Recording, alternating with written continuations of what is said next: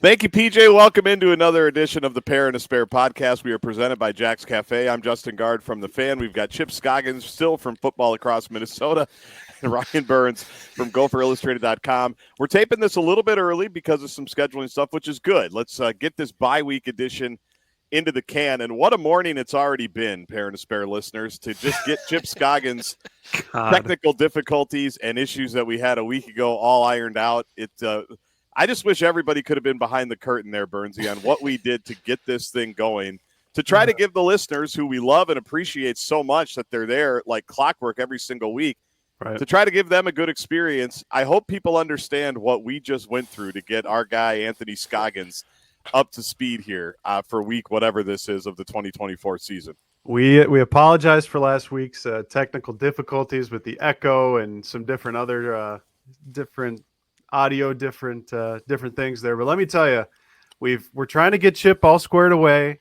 My favorite part of the last few minutes is Chip moving away from his laptop so that that's because he thought that's where the speakers were coming from as he's wearing a headset. So Chip, we hope that this is the redemption arc that you get to write about in Football Across Minnesota, you versus technology. I can't hear a damn thing. I hope this is coming through fine for the listeners that badgered me all week because my audio was terrible. I could tell it was bothering I'm like you. Sid, huh? Yeah. I could tell. Have to speak up. We'll speak up. And I'm going to do my PJ Fleck here. Everything that happened last week falls 100% on me.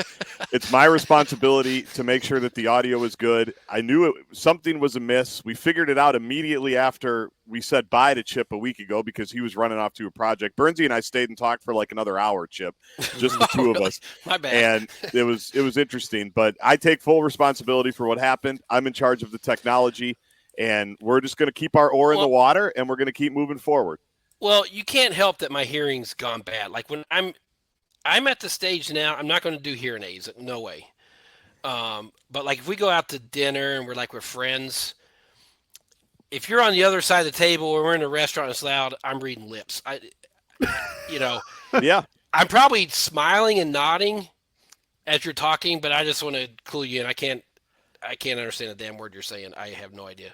Well, it's all those mornings you spent in the duck blind with shotguns blasting right next to your ears for so many years. I only can assume that it's responsible for the tinnitus you now have. But what's wrong with hearing aids? They make them very compact, very sleek, very not noticeable at this stage. And very expensive, I think. I remember my mom, bless her, when she was she couldn't hear. We were thinking about getting her ones. Those things are expensive, so I think I'd rather be deaf than spend money on that. I'm tight with the money, right? I don't spend money. So. Well, we're always looking for new sponsors. Maybe Miracle Year will bring us the Pair and a Spare podcast as Chip ages gracefully into his sixth decade. Anyway, that's great. I think we're good. I think we're okay, and hopefully this works. Appreciate everybody hanging in. I live my life, as you guys know. Nothing to me. I wake up every day figuring out how can we just make a bit out of this and enjoy this and drive this into the ground. Life is hard. We've all got issues. Everybody's got something. If you can't have fun with it and make fun of it and make it part of your being, copyright Ryan Burns Halloween Baby, what are we even doing here? So I'm fine when things go wrong because it just gives us something else to make fun of. And again, everything falls back on me. I was a bad audio producer last week, and hopefully we'll move forward with all of this. All right. Now that we got that out of the way, what a disappointment at Rutgers. I'm trying to take a step back with the Vikings, too, because the Vikings had a dreadful game on Sunday, and I didn't get to watch that live. I actually just watched it before I jumped on with you guys. And, yeah, it was pretty bad, but they found a way to win, and I'm looking at it, and it's okay. They're 7-2. Everybody would have signed up for that. Everybody would have taken that. I look at this Gophers thing that they're, I think, sixth in the Big Ten right now, Burnsy, technically tied with Iowa. They're in the top third of the Big Ten with 2 weeks to go. They're 6-4. They've gone over the Vegas over-under. All of that is good. All of that is appreciated. But I can't forget that they just won 4 games in a row and put themselves in a really good spot to really solidify a great bowl game and a good spot, and just really came up short in all areas against Rutgers. And so 48 hours after that game, Burnsy, I'm still pretty deflated if I'm a Gopher fan from a really difficult and unexplainable in some ways loss on Saturday in Piscataway. You just got back. What do you think? Yeah, I think the more I've been able to separate away from it, I just think that team looked worn down. For whatever the reason, whether it was just the physicality of that game against Illinois, their third game in a row, their 10th game of the season, they just came out flat, and they paid the price for it defensively in the first half. And then I would argue that fourth quarter was probably one of the worst performances from the offensive line in the Fleck era. I mean, they ran 10 plays on their first 4 drives in the fourth quarter, negative 10 yards, right, a turnover, and a safety.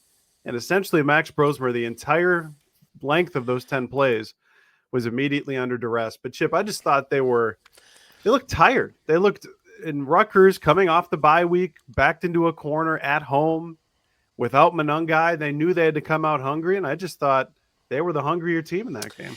Yeah, I don't know if it was tired as much as they just did not have the edge that we've seen, the competitive edge that we've seen during that winning streak when you turn their season around. I thought the defensive line lost big time in the first half. Yeah. Matchup. I didn't understand the whole.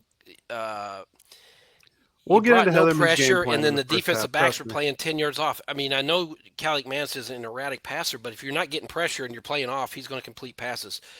The offensive line, that was one of the poorest performances I've seen from a Gopher offensive line in a long, long time. That was, I mean, there was no, and Darius Taylor's not healthy, but there was nowhere to run. I mean, he was getting hit at the line or behind the line. Brosmer, as we've seen at other times during the season, North Carolina, Iowa, I thought was impacted by the rush. It got to him. It sped him up in ways that he doesn't typically show. That he just didn't look steady at all to me. Special teams, there was a critical error there that showed up. They've been taking care of the ball. They had a fumble at the worst possible place that you can do it. Right. It was just when you think about they had won 4 in a row, all the things that was on the line in terms of, hey, this could be a Florida bowl game here. For them to put that on the field, I understand why people are disappointed, and we hear the same old typical Gophers. This is what they do. This is what happens under PJ. They have these inexplainable losses.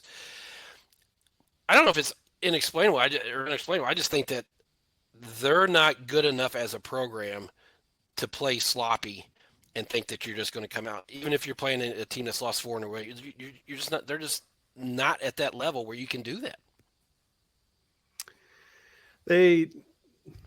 I've seen some people try to compare this to the Northwestern loss last year or the Bowling Green one from a couple years ago. To me, well, that's an emotional reaction. Correct. That's an emotional Saturday reaction.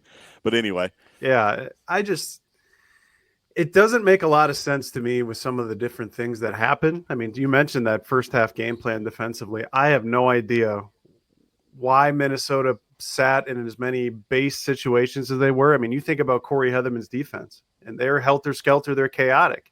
They change the picture, they make it difficult, and we all know the splits on Ethan Kaliakmanis. We all know first half versus second half. That came true again.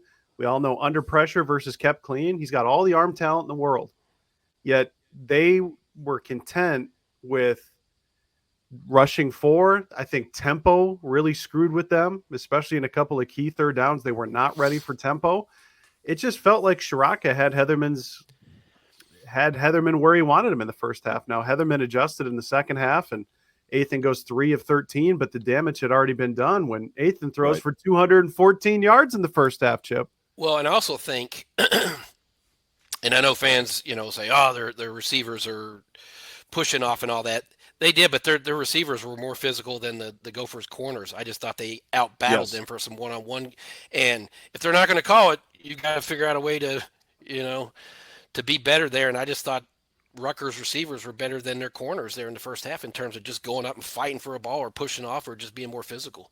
Well, what were the numbers, Burnsy? I mean, they're close to the top in interceptions in the country. They're close to the top in passes defended in the country, right? They've been good all season long. Mm-hmm. And yeah, I didn't think anybody defensively had a good half from the top on down, from the way they tried to run it. Like Burnsy said, defensive line wasn't there. This defense has feasted on negative plays.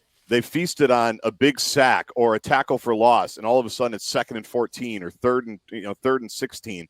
And in the second half, they finally got those. The second half was, I mean, if you even got anywhere near that defensive performance in the first half, you're probably talking about a different game. But Rutgers and Ethan just got to sit back there and chill. And it was a 3rd down pass on the Ethan Robinson deep shot, right? Like he's right. That's a 3rd down. You get a breakup, you get off the field. I mean, I thought that could have been interception. Wally, it looked like, I mean, if you stopped the freeze frame, it looked like a 75% chance it was going to be intercepted. And then he just vanished. He just got pushed out of the screen. Yeah, he literally got pushed out of the way. And he was gone. And sure, you can call that. That's fine. But there were just too many of those. And on the flip side, the Gopher receivers, I know Daniel Jackson, had his issues all day with shoulder pads being popped out of his jersey, like you said, Burnsy. And he's usually good for 1 or 2 of those a game, a pass interference called. For whatever the reason, they weren't getting the calls. They didn't get the calls. Maybe they didn't earn the calls. I don't know. But if you even wanted to just break it down to those 2, like Rutgers wide receivers went up and made Gopher defenders pay. Gopher wide receivers didn't necessarily do the same thing. And it was a tale of 2 halves really for both, because I thought the offense did some okay things in the first half. And then in the second half, after that first drive, which was a great drive to kind of resettle things, and it reminded me of UCLA a little bit, they did absolutely nothing. They had multiple opportunities to just put that game away in the second half. And despite all the things that we just talked about, and they just weren't able to do it. And then a bad fumble, puts you in the meat grinder. And then before you know it, you're 6-4 instead of 7-3, Burnsy. Well, that's where your only 2 touchdown drives. It's the opening one of the game and then the opening one of the second half. And then it just seemingly, once they got off the script, their offensive line just couldn't do anything. Now, I'd also note, one of the things I looked at on Pro Football Focus was Rutgers defense missed 1 tackle all day. 1. I've never seen a number that low. On the flip side, Chip, Minnesota missed 15 tackles. I'd also even get a little bit further where Gopher ball carriers, the running backs, forced 1 missed tackle all day.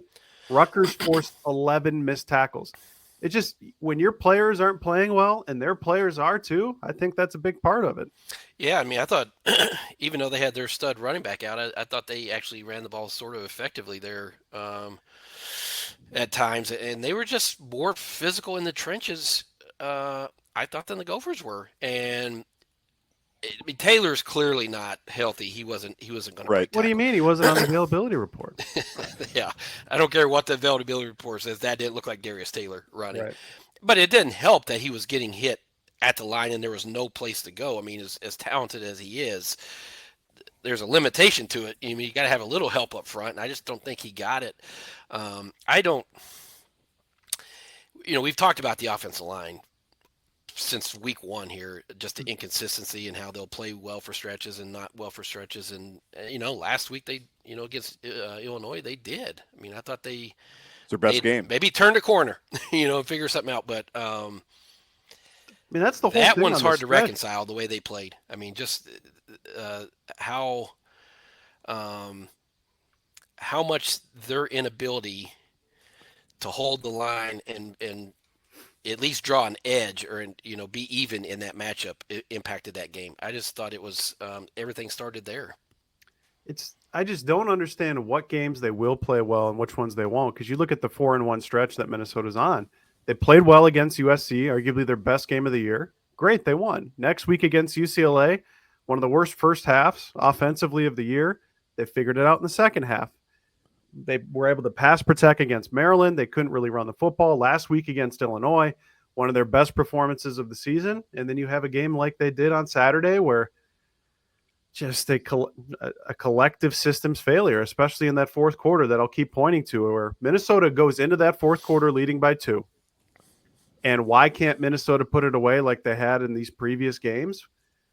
Defensively, we can get into it with some missed opportunities there, especially late in the third quarter too. But their offensive line couldn't pass protect to save their life. And the thing that I struggle with is they were only rushing 4 for most of these times. I mean, there was one play, Chip, if you remember, Max Brosmer takes a shotgun snap, turns his shoulders, and he gets obliterated and fumbles the football because he's thinking, no one's going to get on me instantaneously like this. Was that the one right up the middle where Yes, there was miscommunication? I don't know, with the center. Yeah. And Brosmer was, I do wonder, because I felt like this at the Carolina game where he his accuracy, which is a lot of quarterbacks, it's not just Brosmer, but his accuracy was impacted by that rush, and I felt like he started getting antsy because he understood that his protection's not there, and I have to think that contributed to some of his wildness throwing the ball.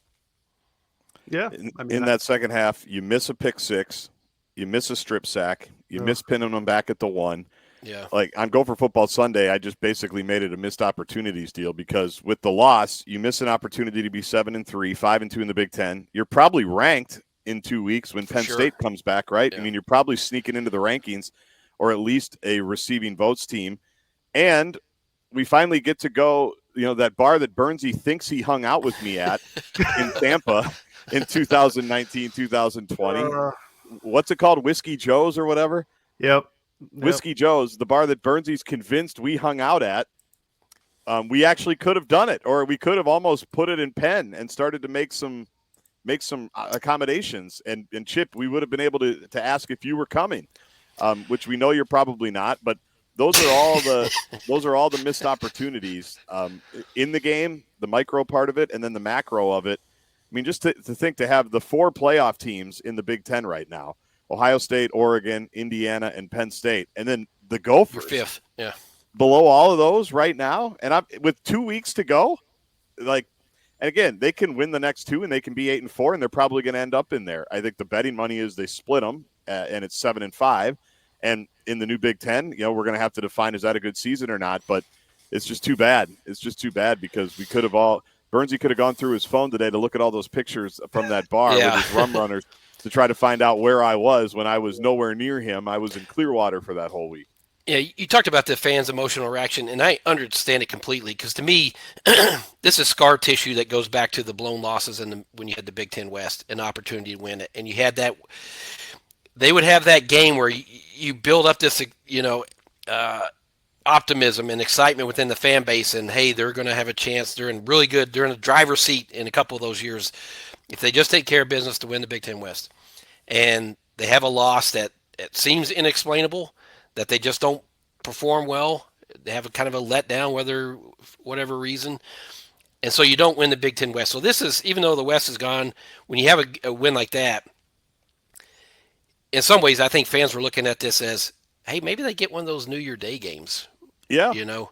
Maybe get one of those fun, warm weather things. And if you just win there, you can split probably the last 2 and you probably get there.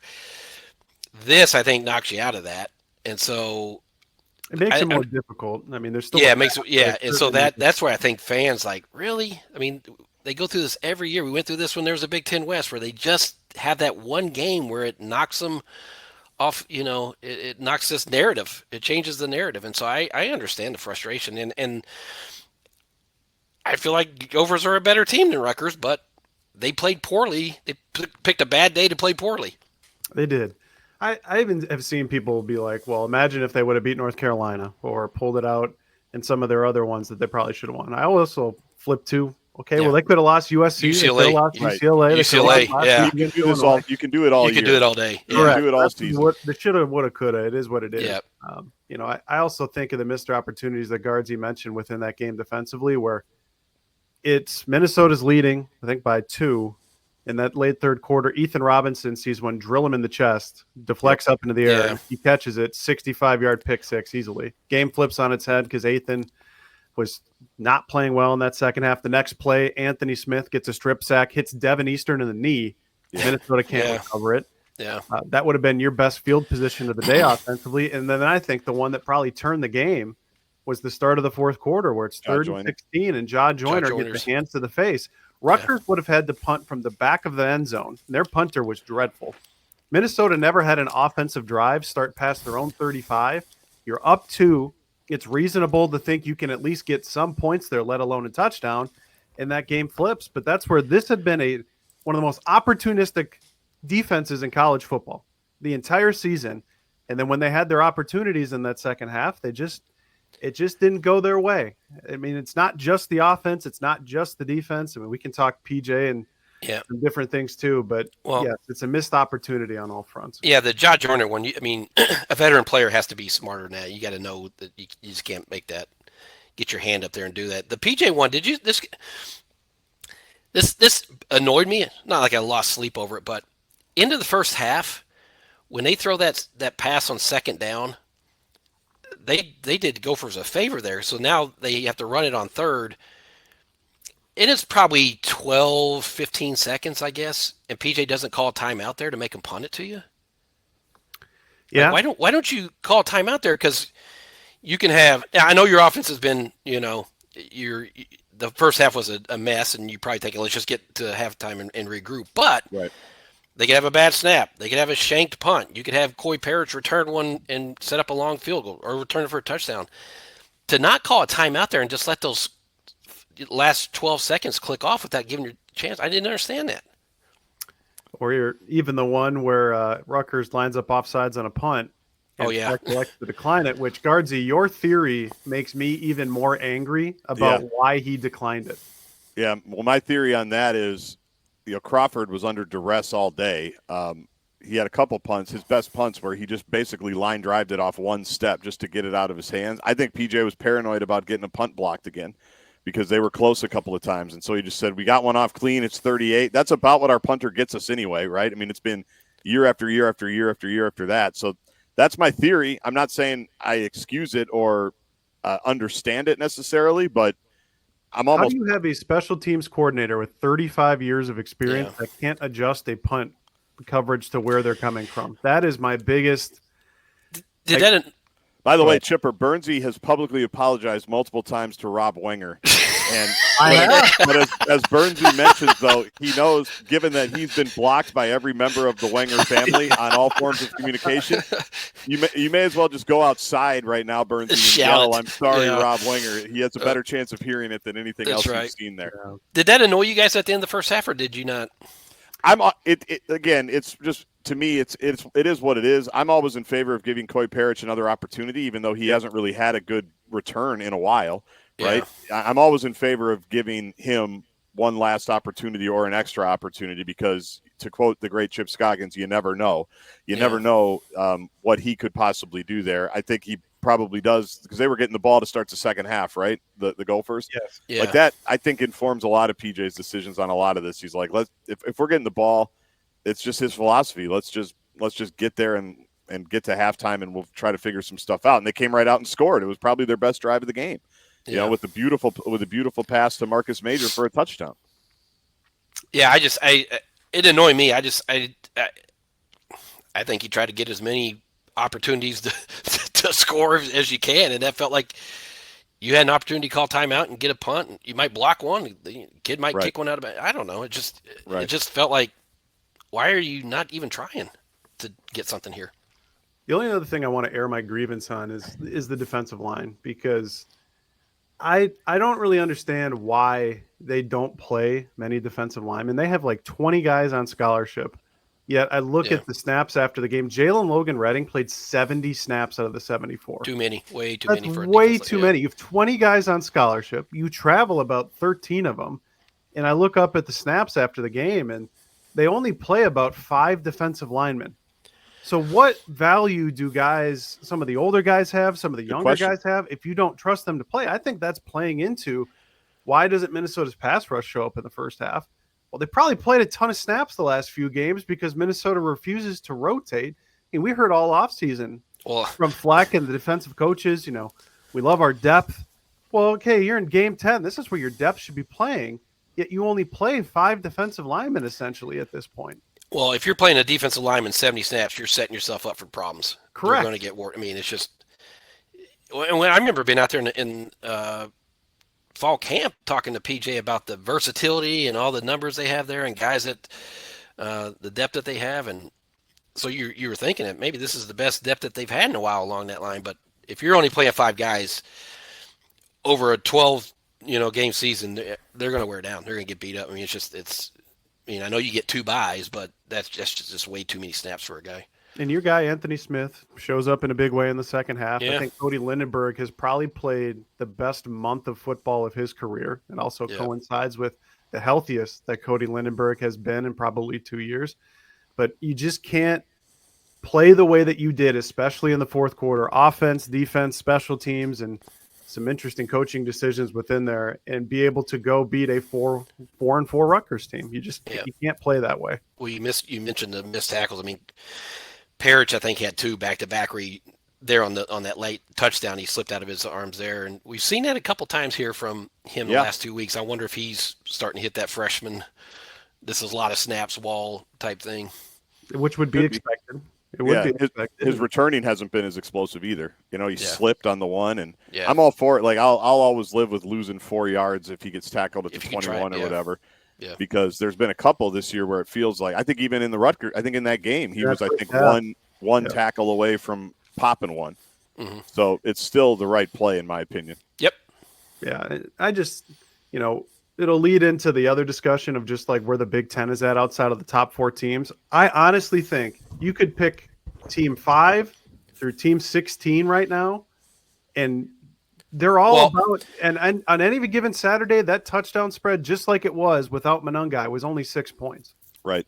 Yeah. Like, this is the parity that we've all been asking for. Is the floor of the bottom teams has never been higher.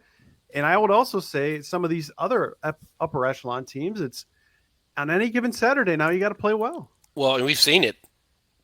UCLA very well could be on a 4-game winning streak right now. When is your column coming out, Anthony, about how the Gophers lit a fire under UCLA and now they're one of the hottest teams in college football? Well, I remember being up because of the timing and deadline. You guys went down to the press conference. I couldn't do it because of deadline, but they played the press conferences in. Yeah, they played the press conferences in the. They had the sound piped into the press boxes.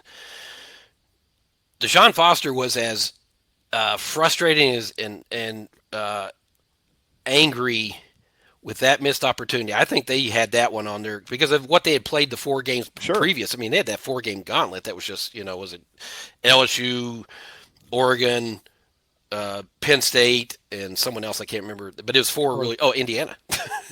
4 teams. But like when you watch that team that night, you said this team has some talent. It's not a talent issue. I mean, they're just undisciplined at that. If they didn't have all those penalties, they would have won the game. And if they'd gotten one more yard on that 3rd down where after PJ punted, they would have won that game. Right. So UCLA's better than probably their record shows. You're right. I mean, I just think once you get 5 through 18, well, 5 through, I think Purdue's really bad, but 5 through Purdue's really bad too. Probably 16, you can toss them up. I mean, because there's not a big difference. By the way, Purdue should have beaten Illinois. I mean, Purdue had that barn burner of a game with Illinois. Yeah, I'm just pulling up the standings here just to kind of give people that perspective. The 16th ranked team in the Big Ten right now, just by conference record and everything, is USC. Yeah. USC is liable to beat any of these teams in the Big Ten, 5 through 18 on any given Saturday. Well, remember earlier in the year we thought, hey, this could be a playoff team after their first couple of games, the way they were playing defense. I told you to slow down. Remember that. I said nobody. The 2 things nobody likes to do more is react to Nebraska, who, by the way, is not yet bowl eligible. They're 5-4. Oh, and overreact to USC's defense, who, by the way, 4-5. Nobody likes to do that. But you just look from Wisconsin, who the Gophers have in a couple of weeks. So what are they? They're in 8th place right now. If I do that correctly, there's 4, there's 6, there's 8. Yeah, 8 all the way down to 17. That's 5-4 to 4-5. That's 3-3 to 1-5. Maryland's got a bad Big Ten record, but a bunch of teams are just in that 2-4, 3-4 Big Ten record. Washington, Michigan, UCLA. Like, it does make it compelling every week. If you're a fan, it's probably hard to say, where is this thing actually going to go? What team are? There's just going to be a lot of 7-5s and 5-7s, I think, for the next couple of years while this whole thing evens out. Which, to me, I think is interesting because any given week you can have a good moment. You can also be flying back from Piscataway going, how did that happen? Yeah. Well, it definitely. If you're a coach, it's easy to sell your team on this. Because you put those stands in there. It's like the difference between those teams. And I hate to sound like an NFL coach, or because that's what we always hear. It's like it really is a play or two, right? I mean, it is.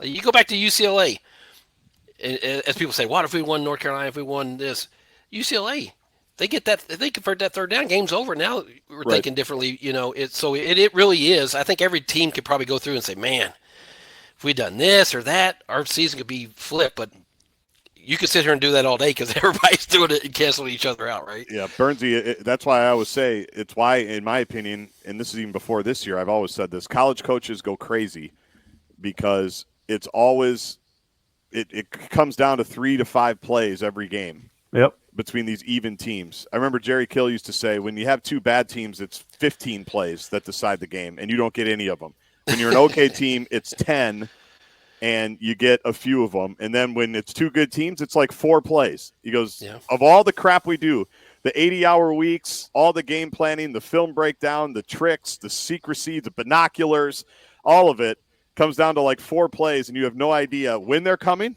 You know, you look at Michigan, the Gopher Michigan game, it's the Daniel Jackson fumble and it's the block punt. Like those 2 plays changed that whole game. Of all the stuff that happened, vice presidential candidates there, Tim Walz, like Randy Byrne is there from Sports Byline USA. He's chronicling it. He doesn't know when the plays are going to be.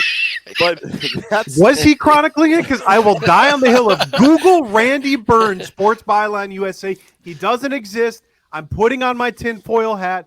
That man was a plant for some organization. You're right. Associated with security. You were unwittingly part of some type of sting, or it's going to come out in it's going to come out in the playoffs that some guy, mysterious figure named Randy Byrne, and they're going to lead you away in handcuffs, and they're going to storm your house while we're taping. It's going to be great. And we're going to get those shirts that somebody put on Gopher Illustrated. It says "Free Randy Byrne." Free Randy Byrne. I'm going to be wearing that at the Music City Bowl, when the Gophers are taking on an SEC team. But that is like we can talk about all these things, but that's also, to get back to the original point, that's why you can't be sloppy. That's why you can't, when you have an opportunity to get a pick 6, you got to take it.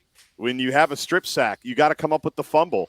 When you have an opportunity to pin him at the 1 on the punt and you somehow can't do that, you got it. Like the margins are so small. Yep. That's why college coaches, in my opinion, go crazy, because they work their whole careers and all off season and all week during practice to limit those self-inflicted wounds, and they often come up. I mean, think about USC with the strips, the sack, the interception, Ja Joyner. If they don't have that, USC probably kicks a field goal. They're up 10 and the game's over, right? Yeah. And we're never talking about Coy Parich's interception, the picture that's now being autographed for Dinkytown Athletes members all across the upper Midwest. We're never talking about that, right? So it's just buckle up and strap in and hope. I mean, even in 2 weeks against Penn State, we can do a quick little look ahead before we break and go around the Big Ten, but would anybody be surprised if the Gophers beat Penn State in a couple of weeks? They're going to have to play well. They can't have all the things that we brought up, but I don't think Penn State is always necessarily feeling great about themselves. The Oregon and the Ohio State and Indiana's, I think they're a mini tier below. Now they're playing well, but it's going to be their 5th consecutive game by the time they come into Huntington Bank Stadium, where Minnesota gets the bye week. But it's almost like we talked about coming into the season, boys. This 3-game stretch in between the byes were all coin flip games.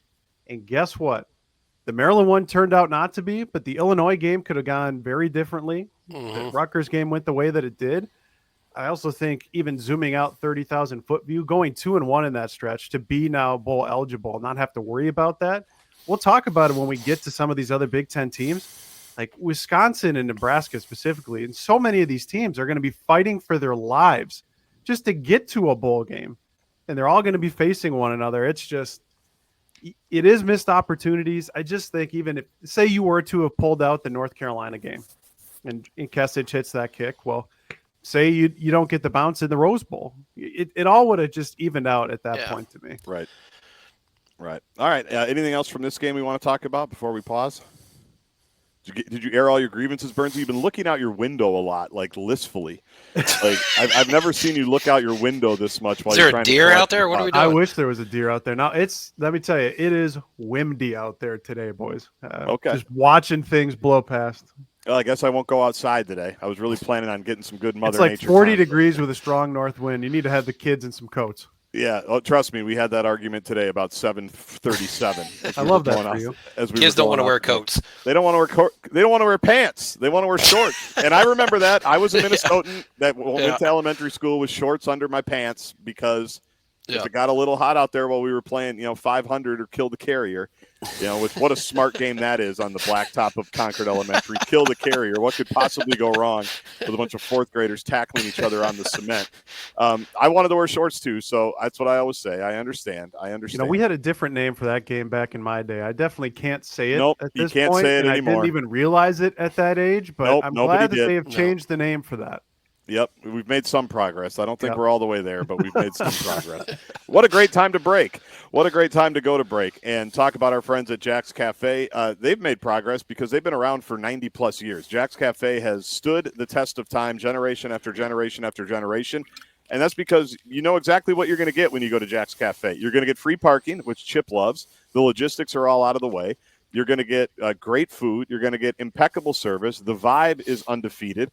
And how about the tweet we got over the weekend, guys? There was a Wisconsin Badger fan and his family that they said, where should we go for an 80-year-old birthday party other than Jack's Cafe? And Shout out to Chad. That young man was, Jack's was 10 years old when that young man came into the world, and they've both lasted this long. So congratulations right. to both of them.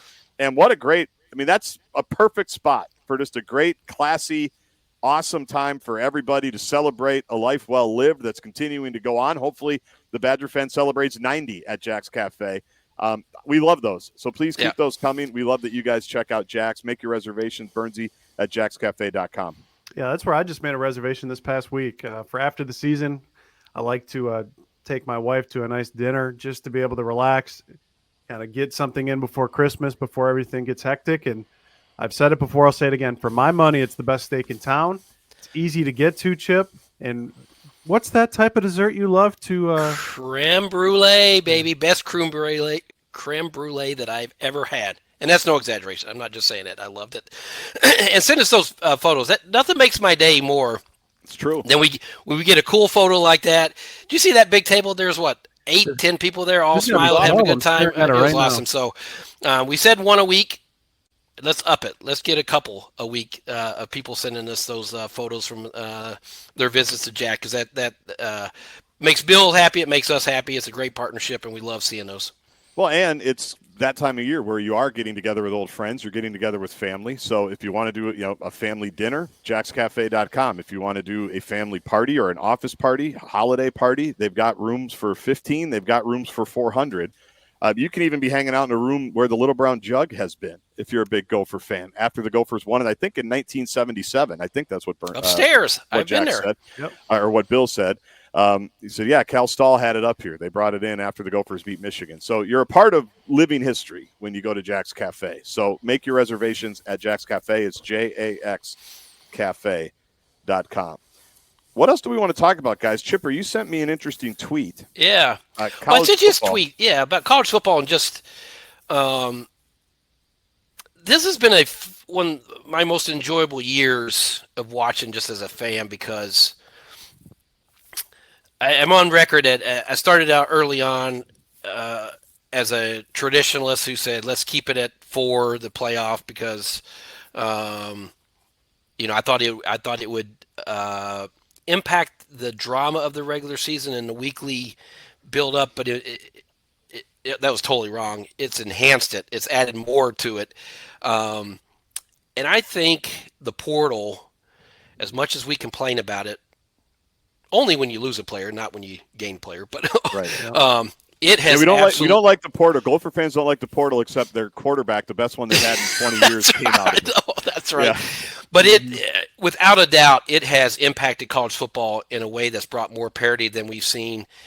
We're seeing teams that are remaking themselves on the fly. We're seeing all these pop-up great seasons from programs that you weren't expecting. And I don't know how much Indiana is related to the portal, but I just think in general the portal has allowed teams to plug critical areas, whether you need a quarterback or defensive back, what have you. But I just think this football season has been so good in terms of giving us more storylines, and more teams having unexpected success than what we've seen in recent years, for many years. Yeah, I'll even read the tweet you sent us from. I believe you enunciate the last name here. Is it Kubulik? Cole Kubulik? Yes. Kubulik from ESPN. I mean, you've got BYU with their 5th ever 9-0 start. You've got Indiana with a 10-win season for the first time ever. Oregon is the 3rd Big Ten team to win 10 games in their first season in the conference. You have Colorado, which is now 7-2. And my thought is they went from being over talked about for how bad they were last year. You're right. Yeah. Now everybody got that out of their system, and nobody wants to talk about Colorado this year. Now that they're 7-2, potentially in line to get into the college football playoff if they can beat BYU. If that shapes up here in a few weeks, you've got Army with their best start ever, 13 wins in a row, 9-0.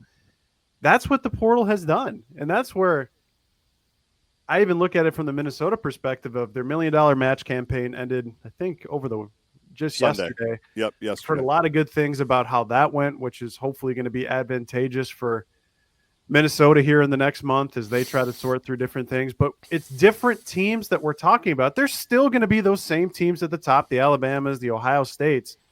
But look at that playoff picture right now, or even the teams trying to get into that playoff picture.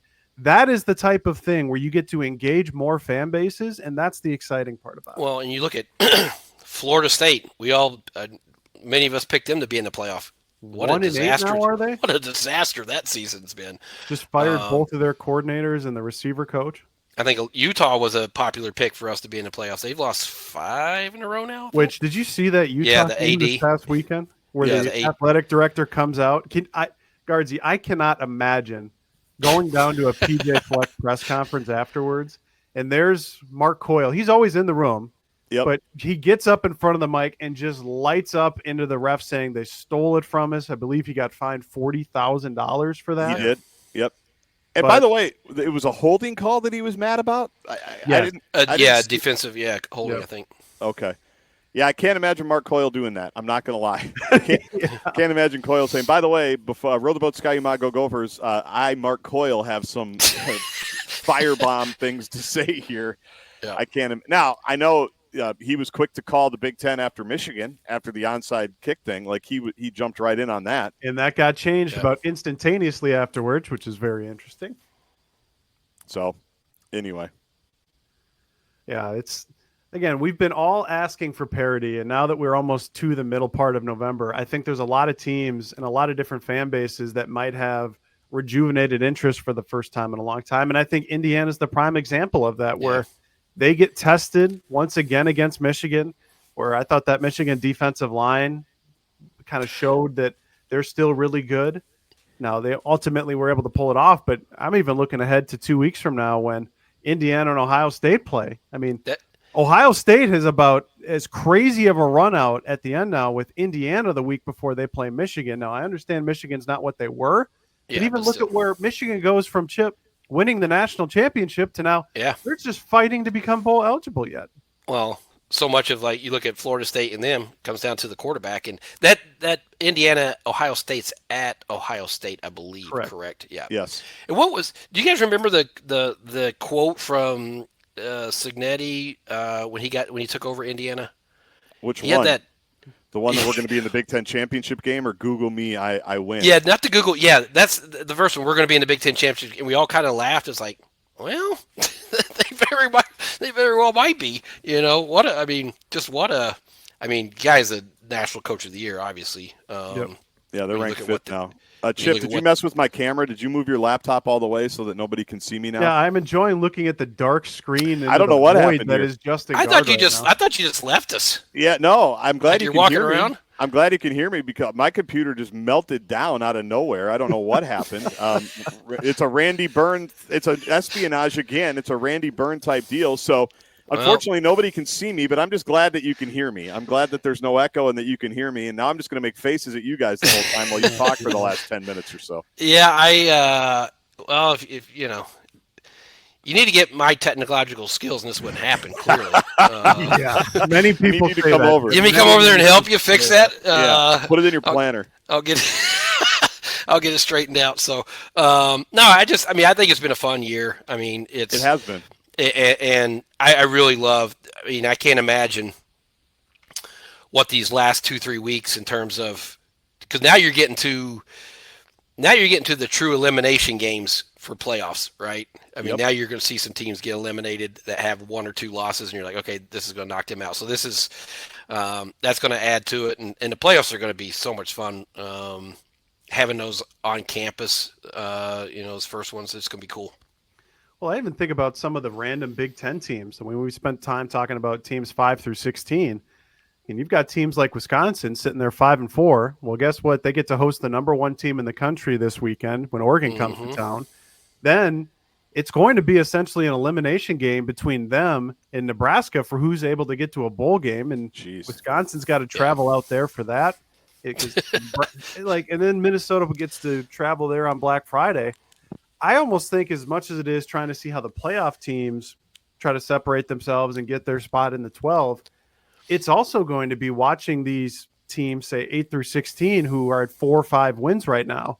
A lot of these teams play each other in the next couple of weeks. Yeah. And I think you're going to see as much desperation from the players and from the coaching staff saying, we got to get to bowl eligibility. And that's where I also will say, and I'm sure we'll spend time talking about it these next few weeks, if you have 8 different teams between 6-6 and 7-5 in the Big Ten, I don't know how some of these bowl representatives are going to be able to choose between these teams because there's a lot of the same depending upon how you look at it. Yeah, and you could, you might say, well, head to head, but this team lost to that team, this, that type of thing. It's going to come down to, as it always does, how they feel about fan interest in that season, in that team, and whether they travel. Because their whole thing is that we got to sell tickets, right? They want to. Well, that's where the hope would be. Minnesota's perspective. Minnesota has traveled, I think, incredibly well to the destination games, like North Carolina last year, but the Rose Bowl, 15,000 people go out there. Yeah, Boulder. Plenty of folks went to Michigan as well. I mean, they've traveled really well in the last couple of years, and so hopefully that reputation, that Guardsy's favorite Nashville Bowl rep, is able to come to terms with that and say Minnesota hasn't been to Nashville. Or I'm personally of the realistic options, because I think you have to win another game before I start to talk about Florida again. How much would we all love to see PJ Fleck get an entire Gatorade cooler of mayo dumped on him? Because he would absolutely hate every part of it, as I'm sure many head coaches would. Yes. But I would love to go see that in Charlotte. He's a man that carries around hand sanitizer all at all times and has hand sanitizer people, just in case he needs it. Right. Yeah, well, and you mentioned it, Burnsy, or Chip, you mentioned it. Mark Coyle told me on Saturday, because I asked him, now that you're bowl eligible, remind us how it works. They basically have weekly Big Ten bowl calls, because it's not the same as it used to be when you were on the beat, where you kind of went by records and teams could jump teams and all of that stuff. Yeah. Now it's basically tiers, and you factor into a tier, and then they essentially place you. The conference has a lot to say with it. The Bulls obviously have a lot to say with it. Yeah. And Coyle told me that last week they sent out their first big, basically package to all the Bulls and go, what Burnsy said, here's who came to UCLA, here's who came to Boulder, here's who's been to Phoenix and New York the last couple of years, right? Because they actually traveled pretty well there. And Bulls have changed a little bit, that they don't ask you to sell, 20,000 tickets like they used to. The number is usually more like 5 or 10 now in terms of the allotment that you're responsible for, because, and you can even see with the dates that have been messed around with, the Bulls exist right now to fill a 4-hour time block on December 17th through January 3rd, which I think is when the Mayo Bowl is. They exist for TV more than anything. So the attendance number isn't quite as big. It's still important. And you still got to sell some tickets, but the fact that they have, I think, a much better story to tell from the Citrus Bowl on should only help them, and I think has only helped them in the last few years. Yeah, I mean, obviously you're going to try to sell tickets, but they look at, matchups. If I was a bowl rep, I'd look at, style of offense. Do you score a lot? Because you're wanting people to stick to your game. You're wanting people to turn on and say, hey, this is a shootout. They got, they're putting up.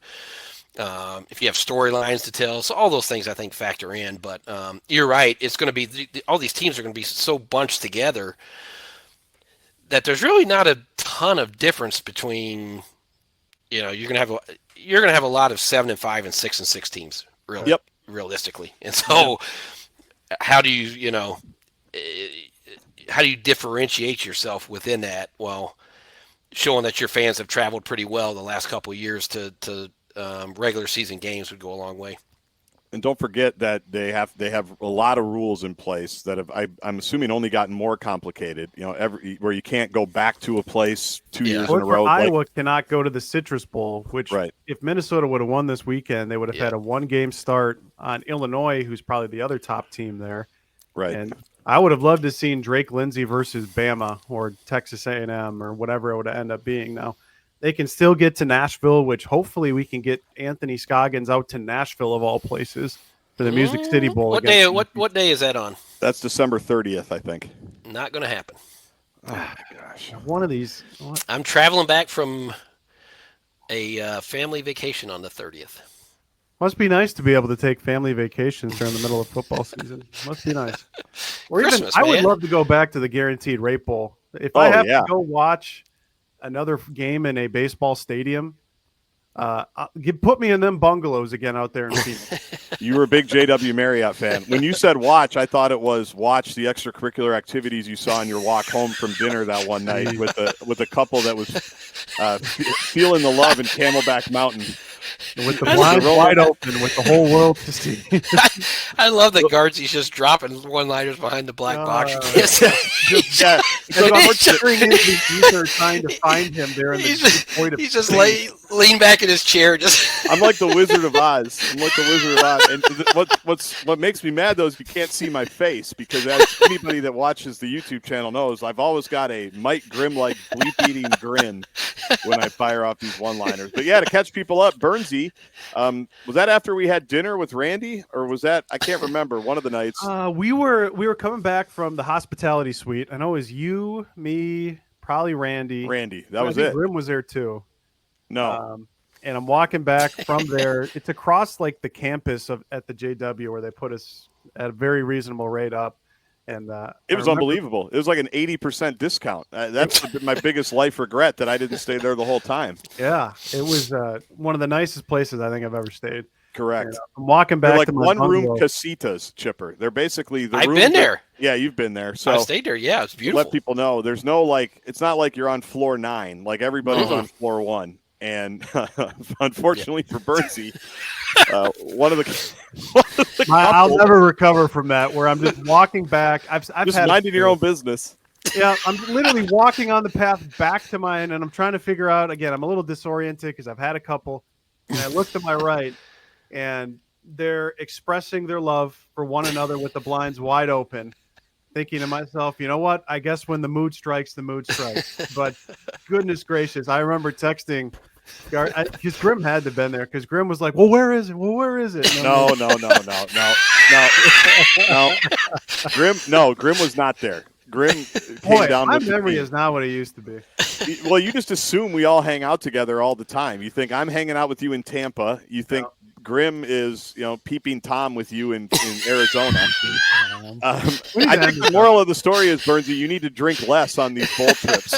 That's the moral of the story. Well, you need to drink less. I'm not a huge drinker. Like, I will when we go out and, be able to let off some steam. But if you're hanging out with me, that's going to be a problem. If you're not, you kids and your IPAs and if you're not a huge drinker, hanging out with me might get you in trouble on the road. And clearly it has, because you would be a terrible witness on any type of trial. You have no idea who's anywhere at any given point. You're the worst. Yeah, I was not with you in Tampa, and Grimm was not, on your shoulders looking in. I will not let you defame Grimm. I will not let you defame Grimm like that. There's no way he would have been there. I'm wondering if this is a bit. We need to end the podcast. Either way, we need to end the podcast. Phoenix was a lot of fun. So I don't know what happened to go back there. Yeah, it's a good bowl game, actually. I would recommend it, and it's a great one to cover, as we just outlined. Yep. It's a great one to cover. All right, well, I don't know where I went. I was here on this podcast. I don't know what's going on with my internet. Mess. Yeah, it's week 10. We're trying our best. Something. We're trying our best. Our oar's going to be in the water. One of these weeks we'll have a podcast that works well. I am leaning back in my chair right now, just watching you two. And I would not be a terrible witness. I will die on that hill. You got me all types of upset right now. Yeah, we're going to take attendance if we're in Charlotte or Nashville. We're going to take a group picture that you can just keep, so that we all know when you try to tell the story in 10 years on Parent and Spare, who was there and who wasn't. No, it was just you that got to witness that by yourself, Burnsy. Yeah, it was just aware. You. I wish I could unsee that. All right. Well, enjoy the bye week, everybody. We'll be back. We'll probably do a little bit of around the Big Ten, maybe some college football playoff stuff next week. If anything else pops up, obviously a big Penn State preview. Remember, make your reservations at Jack's Cafe, JAXCafe.com. Just one home game left for Gopher football. It is against Penn State. Don't think we know a kick time on that. Could come out today. More than likely, it will come out on Saturday night. They'll do a 6-game window. But make sure you follow us on social media at Pair and Spare Pod. Please subscribe to the YouTube channel. Hopefully, I'll make a reappearance on it next week. Yeah. And tell a Gopher fan friend in your life about the Parent Spare podcast. Boys, have a great week. We'll talk to you next week. Yep.